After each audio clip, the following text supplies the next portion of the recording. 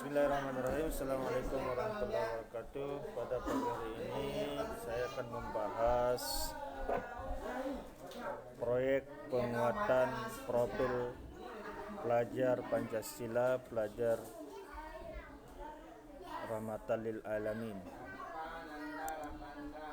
Namun ada tema gaya hidup berkelanjutan.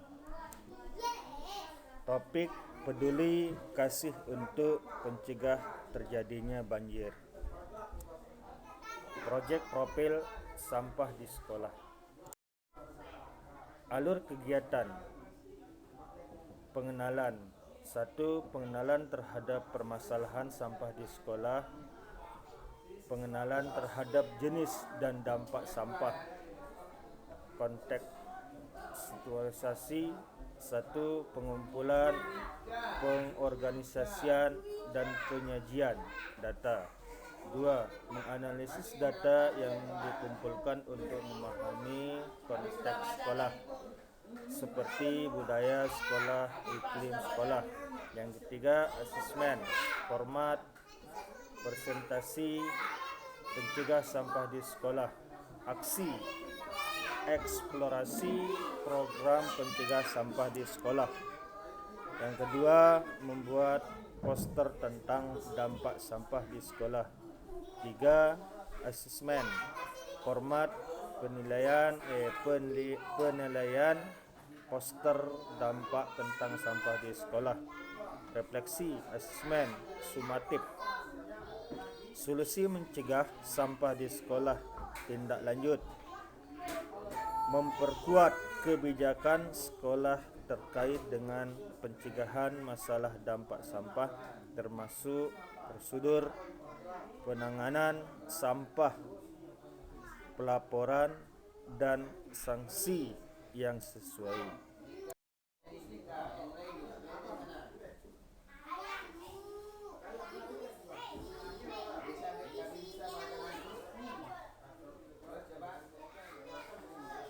Dan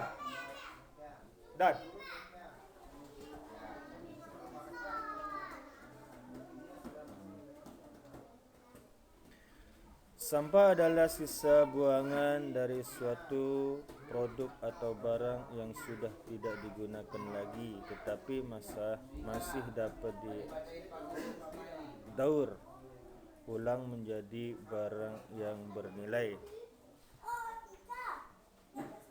Sampah adalah sisa buangan dari suatu produk atau barang yang sudah tidak digunakan lagi, tetapi masih dapat didaur ulang menjadi barang yang bernilai. Sampah organik adalah sampah yang berasal dari sisa makhluk hidup yang mudah terurai secara alami tanpa proses campur tangan manusia untuk dapat terurai. Sampah organik bisa dikatakan sebagai sampah ramah lingkungan. Bahkan sampah bisa diolah kembali menjadi sesuatu yang bermanfaat bila dikelola dengan tepat. Tetapi sampah bila tidak dikelola dengan benar akan menimbulkan penyakit dan bau yang kurang sedap.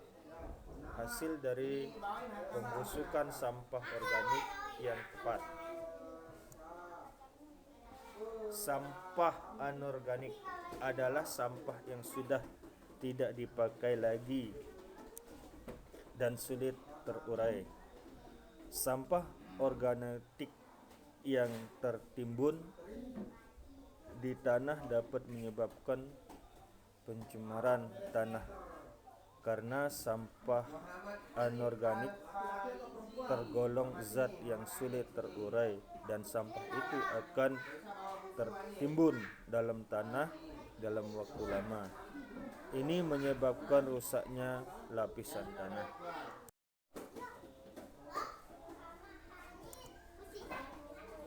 Jenis-jenis sampah organik. Berdasarkan jenisnya, sampah organik dapat digolongkan menjadi dua, antara lain sampah organik basah dan kering. 1. Sampah organik basah Sampah organik basah adalah sampah organik yang banyak mengandung air. Sampah organik basah contohnya adalah sisa sayur, kulit pisang, buah yang busuk, kulit bawang, dan sejenisnya. Inilah yang saya katakan bahwa sampah organik dapat menimbulkan bau tidak sedap sebab kandungan air tinggi yang menyebabkan sampah jenis ini cepat membusuk. Yang kedua, sampah organik kering. Sampah organik kering adalah sampah organik yang sedikit mengandung air. Contoh sampah organik misalnya kayu ranting, pohon, kayu, dan daun kering. Kebanyakan sampah organik sulit diolah kembali jadi lebih kering, dibakar untuk memusnahkannya. Contoh sampah organik.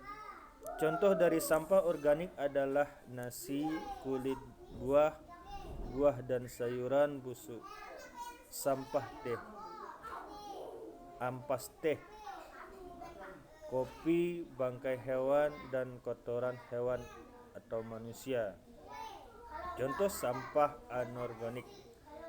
Contoh dari sampah anorganik adalah plastik botol, kaleng minuman, kresek, ban kas, besi, kaca, kabel, barang elektronik,